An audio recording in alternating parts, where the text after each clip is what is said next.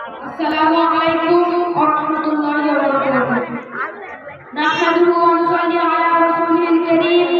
أما بعد، فأعوذ بالله من الشيطان الرجيم. بسم الله الرحمن الرحيم. لقد كان لكم في رسول الله أسوة حسنة. অধ্যক্ষ মণ্ডলী এবং দূর দূরান্ত থেকে আগত আমার ধর্মপ্রাণ ভাতৃবৃন্দ, সমস্ত প্রশংসা, সমস্ত আরাধনা সেই তোমার স্রষ্টার জন্য, যিনি উপাসনার জন্য।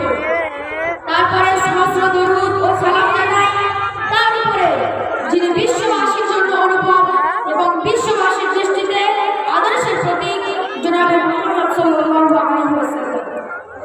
আজকে আমি আপনাদের সম্মুখে যে বিষয়টি নিয়ে আলোচনা করতে চলেছি সেটি হলো আদর্শ রাষ্ট্রনায়ক হিসেবে জনাবে মুহাম্মদ সাল্লাল্লাহু আলাইহি ওয়াসাল্লাম। সম্মানীয় শ্রোতামণ্ডলী, বিশিষ্ট সমাজবিজ্ঞানের মতে আদর্শ রাষ্ট্রনায়ক সেই মহাপুরুষের অধিকারী যার উত্তম আদর্শে সভ্যতা ও সংস্কৃতির বিপ্লব ঘটেছে এবং বিশ্ববাসীর কাছে সামাজিক ও রাজনৈতিক সভ্যতার বিকাশ ঘটিয়ে নতুন আলোড়ন সৃষ্টি করেছে।